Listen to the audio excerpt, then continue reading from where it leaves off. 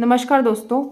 जब हमारे माननीय सर्वोच्च न्यायालय का फैसला आया था अरावली पर्वत को लेकर कि 100 मीटर से ऊंची पहाड़ियां मानी जाएंगी और उससे जो नीचे की हैं पहाड़ियां नहीं मानी जाएंगी, मुझे तभी समझ आ गया था कि आगे फैसले जो लिए जाएंगे वो कैसे लिए जाएंगे।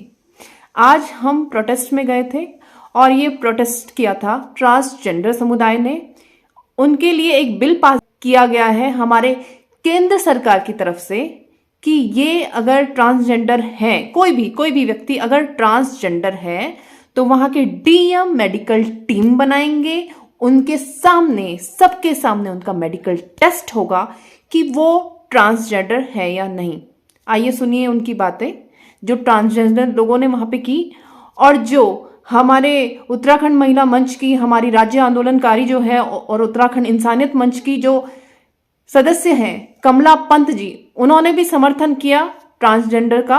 व्यक्तिगत रूप से और ट्रांसजेंडर समुदाय है, अन्य एलजीबीटी समुदाय है, ये सभी लोग यहाँ पे आए हैं उनको अपना समर्थन देने के लिए। और आज हम लोग बाहर उस बिल की जो प्रतियां हैं उनको जलाएंगे और अपना विरोध प्रदर्शन जताएंगे। और हम चाहते हैं बिल कानून के रूप में बिल्कुल ना लाया जाएगा आपकी तरफ से, हम जुलूस के रूप में बाहर तक जाएंगे। सरकार को चाहिए था कि हमारे समुदाय के लिए एजुकेशन पॉलिसी लेकर के आते, शेल्टर पॉलिसी लेकर के आते, हॉरिजॉन्टल रिजर्वेशन लेकर के आते। ये एक ऐसा बिल लाए हैं जहां पर समुदाय आपस में ही लड़ झगड़ के, जहां पर फ्रॉड केसेस की संभावना बहुत होने की संभावना है इस बिल के थ्रू। तो इन्होंने हमारे अधिकार ही हमसे छीन ले हैं। जहाँ पर समुदाय आपस में लड़ता झगड़ता रहेगा, एक दूसरे के ऊपर गुरु शिष्य केस करते रहेंगे, जेल जाते रहेंगे और सरकार अपना पत्ता साफ करके बैठ जाएगी। इनके पास कोई फंड हमारे पास नहीं था तो एटलीस्ट ये हमारी पहचान तो हमसे ना छीनते। ये बिल बिल्कुल असंवैधानिक है। ये बिल हमारे मौलिक अधिकारों का हनन करता है। ये बिल राइट टू प्राइवेसी, निजता का अधिकार का हनन करता है। हम इस बिल का पूर्ण रूप से खंडन करते हैं। ये बिल लोकसभा में 24 मार्च को पास हो चुका है, राज्यसभा में बिल 25 मार्च को पास हो चुका है। अब सिर्फ राष्ट्रपति जो प्रेसिडेंट ऑफ इंडिया है द्रौपदी मुर्मू, उनकी सिग्नेचर होना इस बिल पर बाकी है। लेकिन जैसे कि मेरे मित्र प्रियांशु ने कहा कि आर्टिकल 111 अनुच्छेद 111 के तहत प्रेसिडेंट के पास ये पावर है कि वो इस बिल पर साइन ना करें और इसको कंसिडरेशन कमेटी को भेज सकते हैं ताकि पुनः इस बिल पर विचार किया जाए। और हमारी यही गुजारिश है हमारे माननीय प्रधानमंत्री नरेंद्र मोदी जी से और हमारी बीजेपी सरकार से, जिन्होंने बहुमत से राज्यसभा में बिल पास किया है, क्योंकि बहुमत उनकी है। वो लोकसभा में ये बिल पास कर सकते हैं, वो राज्यसभा में ये बिल पास कर सकते हैं, इसको कानून बना सकते हैं। लेकिन हमारे दिलों में, हमारी नज़रों में ये सरकार कभी पास नहीं हो सकती। ये आंदोलन हमारे पूरे देश भर में चलता रहेगा और पूरा एलजीबीटी समुदाय, हमारे देश के जिम्मेदार नागरिक, उत्तराखंड महिला मंच, इंसानियत मंच के लोग जो हमें प्रोत्साहन दे रहे हैं, जो हमारे साथ आकर के खड़े हो रहे हैं, हम सड़कों पर आंदोलन करने के लिए उतरेंगे क्योंकि राइट टू प्रोटेस्ट हमारा फंडामेंटल अधिकार है। उसी के साथ मैं अपनी बातों को विराम देते हुए यही कहना चाहूँगी कि सरकार इस बिल पर पुनः विचार करके इस बिल को वापस ले, हमारे मौलिक और संवैधानिक अधिकारों को खंडन ना करे, हमसे हमारी पहचान ना छीने, जिए और जीने दे। इस तरह से किन्नर समाज के खिलाफ, मैं कहती हूँ अल्पसंख्यकों के खिलाफ सरकार जिस तरीके की तानाशाही कर रही है और जिस तरह से किन्नरों का जो 2019 में एक बिल आया था, उसमें एक संशोधन के नाम पर जिस तरह से नए बिल ने राज्यसभा लोकसभा दोनों से पारित किया है, लेकिन अभी राष्ट्रपति के पास जाना बाकी है और उसके बाद ये कानून बन जाएगा। लेकिन किन्नर समाज के साथ साथ हम जितने भी लोग हैं जो समाज में काम करते हैं, सामाजिक काम करते हैं, हम भी जानते हैं ये उनकी आज़ादी का प्रश्न है।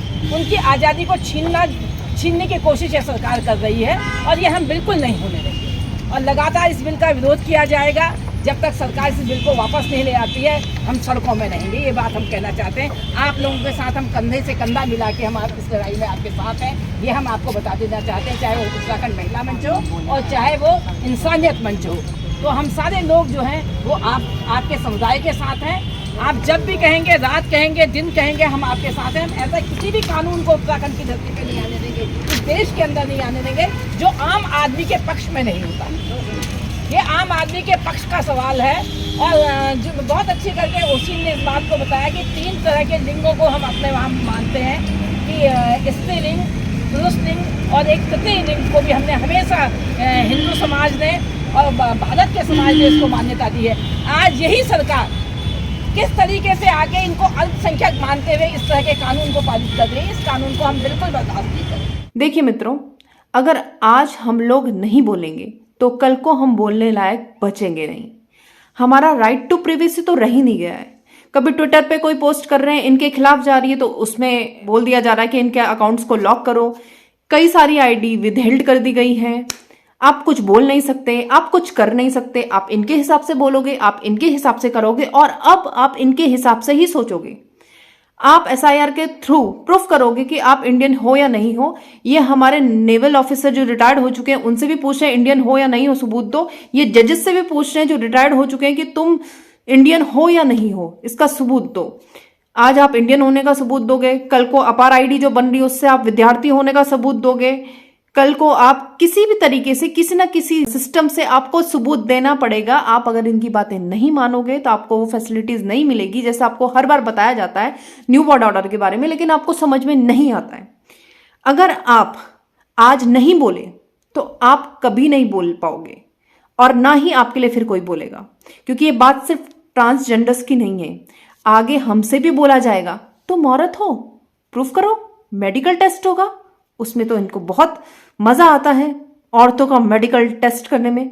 वैसे ही इतने रेपिस्ट भरे पड़े हैं केंद्र सरकार में, फिर ये एक हथियार दे देंगे सबको, मेडिकल टेस्ट के बहाने निर्वस्त्र करना। जैसे मणिपुर में पता नहीं कौन सा मेडिकल टेस्ट हो रहा था, वो फिर आम बात हो जाएगी इनके लिए। कल को लड़कों को बोलेंगे तुम लड़के हो, मेडिकल टेस्ट करो।